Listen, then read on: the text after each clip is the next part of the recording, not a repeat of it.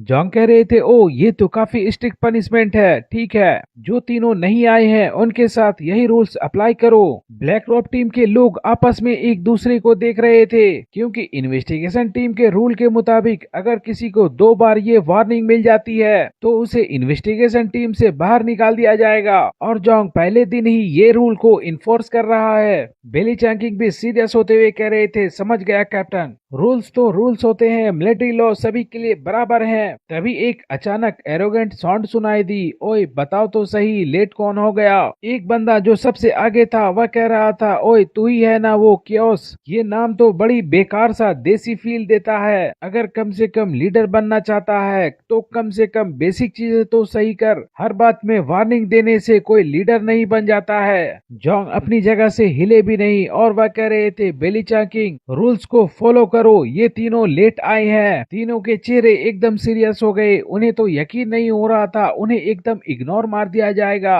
एक आउटसाइडर जो कि टेम्पोररी तौर पे लीडर बना है वो हमें इस तरह से अंडर एस्टिमेट करेगा, ये तो किसी ने सोचा नहीं था। तभी उनमें से एक ये है, वह कह रहा था, अरे ये क्या मजाक है, हम तीनों तो यहीं पे है ना। जॉन कह रहे थे, हमने तुम्हें देखा नहीं तो इसका मतलब ये है कि तुम लोग यहाँ पे नहीं हो। तुम्हारे पास सिर्फ 10 सेकंड है, तुरंत नीचे चले आओ, नहीं तो तुम्हारी हमारी टीम में कोई जगह नहीं है। अब उन्हें समझ में नहीं आ रहा है कि क्या करना है। पहले तो वे लोग कैप्टन को इम्प्रेशन देना चाहते थे, अब उल्टा इम्प्रेशन खराब हो गया है। जॉन्ग अपनी घड़ी पे टाइम देख रहे थे। तीनों व्यक्ति की अब आग से खेलने की हिम्मत नहीं हुई। जूम याओ ने उन दोनों के हाथ को पकड़ा और हवा की वावंडर बनने लगी। स्टेडियम के फर्स्ट फ्लोर से वे तीनों अब जॉन्ग के ठीक सामने आकर उतरते हैं। तभी जॉन्ग उन लोगों को देखते हुए कह रहे थे, कितनी अफसोस की बात है। यह कह रहा था, आपके पास काफी बड़ा अधिकार है। जब से आप कैप्टन बने हो आप हमें दबाने के लिए अपनी पावर का इस्तेमाल कर रहे हो। वे लोग क्यों शब्द का भी बार बार इस्तेमाल कर रहे थे, जैसे कि जॉन्ग को नीचा समझ रहे हो, क्योंकि उनका मानना तो ये था जो ऐसा नाम चुनते हैं वे लोग कायर और घटिया होते हैं। जैसे कि डेंसेटोंग ने अपनी कोड नाम को काफी अच्छा चुना था। जॉन्ग को भी पता था कि ऐसा होने वाला है। इस वक्त ब्लैक रॉक टीम के लोग तो शो का आनंद ले रहे थे। जॉन्ग समझ चुके थे इन तीनों में लीडर ये नाम का व्यक्ति है। अगर उसकी पिटाई हो जाती है तो ये दोनों भी लाइन पे चले आएंगे। जॉन्ग कह रहे थे, क्या मैंने आप लोगों से कहने के लिए कहा था, अगली बार कुछ भी कहना हो तो सबसे पहले रिपोर्ट चिल्लाना, उसके बाद मैं तुम्हें कुछ बोलने का परमिशन दे सकता हूँ। तभी उसने रिपोर्ट कहा और मैं करके कुछ कहने ही वाला था, जॉन्ग ने चुप रहो कह दिया। फिर से जॉन्ग कहते हैं, क्या मैंने तुझे बोलने की परमिशन दी थी।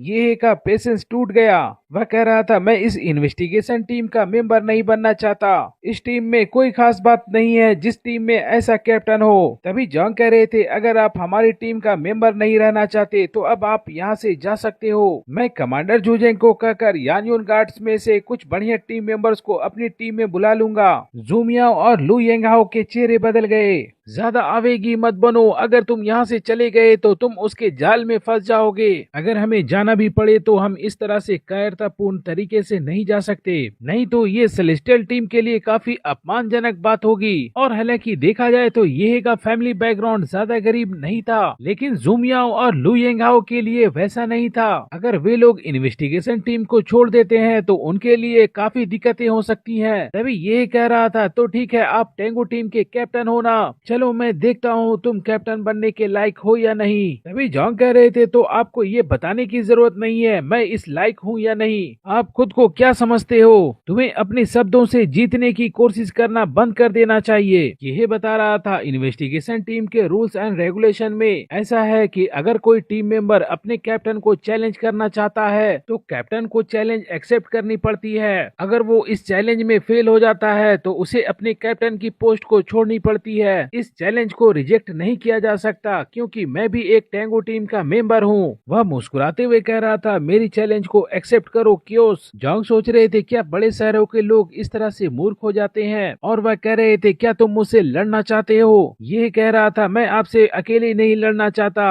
अगर ये बात बाहर चली जाती है तो तुम्हें अच्छा नहीं लगेगा। हम लोग 3 हैं लेकिन मैं अकेले भी तुम्हें हरा सकता हूँ। क्या जॉन्ग तुम हम तीनों से फाइट करने की हिम्मत कर सकते हो। ये सुनते ही बेली चैंग चैंकिंग काफी शौक में थे। बिली चैंकिंग सोच रहे थे हालांकि जोंग काफी पावरफुल है, लेकिन क्या वह उन तीनों से फाइट कर पाएंगे? अगर मैं भी होता तो उन तीनों को हराना मेरे लिए भी काफी मुश्किल होती, क्योंकि उन तीनों की पावर मिलकर काफी खतरनाक हो जाती है। एक को तो हराया जा सकता है, लेकिन अगर तीनों मिलकर काम करेंगे तो मुश्किल हो सकती है। जोंग कह रहे थे अगर आप लोग आत्महत्या करना ही चाहते हो तो मैं आपकी मदद इसमें कर सकता हूँ। ये ही कह रहा था अगर आप हम तीनों से एक साथ लड़ना चाहते हो तो आपको कम से कम कैप्टन लेवल का म्यूटेंट्स होना ही चाहिए। लेकिन क्या आप ये तो नहीं समझते कि अगर आप कैप्टन के पोस्ट पे हो तो आपके अंदर कैप्टन लेवल की पावर भी मौजूद होगी।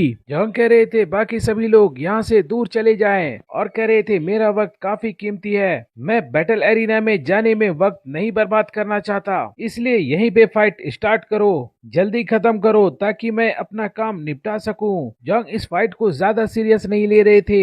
असल में जोंग ने पहले ही 2 वर्ल्ड एब्सोल्यूट बैरियर को एक्टिवेट कर दिया था, जो कि काफी खतरनाक डिफेंस क्रिएट कर रहा था बिना किसी वीक पॉइंट के। ये कह रहा था हम 3 वर्सेस 1 की फाइट कर रहे हैं, इसलिए हमारी जीत तो पक्की है। अगर ये हार गया तो इसका कैप्टन बने रहने का भी कोई सेंस नहीं बचेगा। तब हम शायद अपनी गॉड टीम का इस्तेमाल करके अपनी हालत को इम्प्रूव कर सकते हैं। तभी ज़ूमियाओ कह रहा था लेकिन हम लोग इस बंदे के बारे में कुछ नहीं जानते और हो सकता है ये हमारे बारे में हर कुछ जानता होगा। टॉप लीडर से इसने सारा कुछ पता कर लिया होगा, ये तो हमारे लिए काफी बड़ा डिसएडवांटेज होगा। तभी यह कह रहा था इसीलिए तो हमने ये प्लान किया है 1 वर्सेस 3 का। अगर कोई कैप्टन लेवल का म्यूटेंस होगा तभी हम लोग हार सकते हैं। तभी कुछ देर बाद तीनों की प्लानिंग कंप्लीट हो चुकी थी। कह रहे थे ठीक है शुरू करते हैं। बेली चैंकिंग, टीचर लियान और टीम के सारे लोग वहां से दूर चले गए थे। बेली चैंकिंग कह रहे थे टीचर लियान क्या आपको ऐसा लगता है कि जोंग 3 वर्सेस 1 में जीत सकते हैं? टीचर लियान बता रही थी जब तक जोंग ये कंफर्म नहीं होते कि वह जीत जाएंगे वह फाइट स्टार्ट नहीं करते हैं। लू येंगहाओ ने अपने टीम के दोनों मेंबर को सबसे पहले बूस्ट दिया। लू येंगहाओ पॉइजन डॉक्टर विशेष क्षमताओं वाला एक व्यक्ति था। उसने उन दोनों की बॉडी में एड्रेनालाइन इंजेक्ट किया, जिसकी वजह से उनकी अपनी खुद की विशेषताएं बढ़ गई थी। ज़ूमियाओ ने भी अपने पास से एक खंजर निकाल लिया। उसके शरीर से एक तेज बवंडर निकला और तीनों को घेर लिया। उसकी ability power of the storm को एक्टिवेट कर दिया। जोंग वहीं पे खड़े थे, उन्हें तो कुछ फर्क नहीं पड़ता था। उसने भी अपना डिफेंस को ऑन कर लिया था। 2 वर्ल्ड डायमेंशन शील्ड की वजह से जोंग को कोई दिक्कत नहीं था। जोंग ने भी देरी नहीं की थी, उसने भी अपनी स्पेस स्टोरेज से अपनी दोनों पिस्टलें व्हाइट ऑल को निकाल लिया था और फिलहाल उसमें होली सिल्वर बुलेट्स लोड थी। पूरे बैटलफील्ड में हवा का तूफान चलने लगा।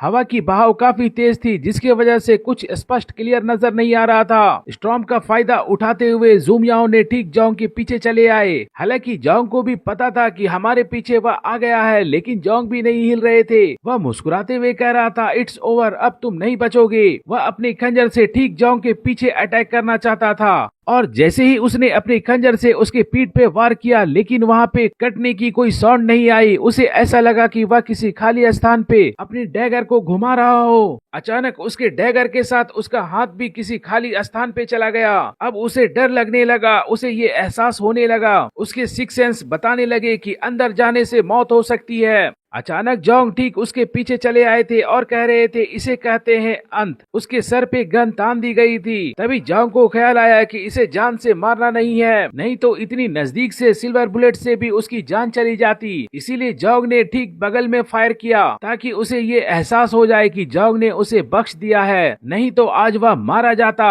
ज़ूमियाओ तुरंत वहाँ से अपने आप को स्टॉर्म में गायब करके वहाँ से हटने लगा। कह रहा था डैम इट, मैं अभी मरने वाला था। अचानक काफी ज्यादा घबरा चुका था। उसे समझ में आ गया ये स्पेस की पावर है। पहले उसे जोंग की पावर के बारे में नहीं पता था। इसका मतलब ये है कि मैं उसे नजदीक से नहीं मार सकता, तो फिर मैं ऐसे व्यक्ति से कैसे लड़ सकता हूँ? लेकिन नहीं, उसके बचाव में कोई ना कोई कमी तो जरूर होगी, बस मुझे उस कमी को ढूंढना है। आज की एपिसोड तो यहीं तक थी। आप भाइयों से गुजारिश है वीडियो पसंद आए तो कृपया लाइक और कमेंट कर दिया करें।